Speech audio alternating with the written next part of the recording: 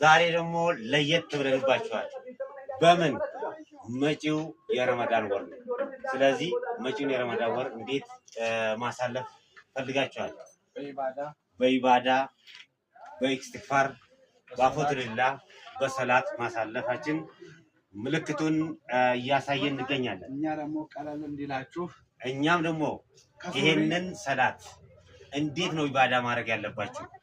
ሱሪ መታጠቅ አበደን አይታሰብም። ከሱሪ ይልቅ አለ ሽሩጥ ይላል።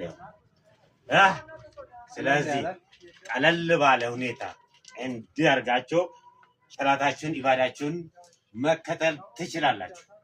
ስለዚህ ዋጋው ቀለል ባለ ሁኔታ አዘጋጅተናል።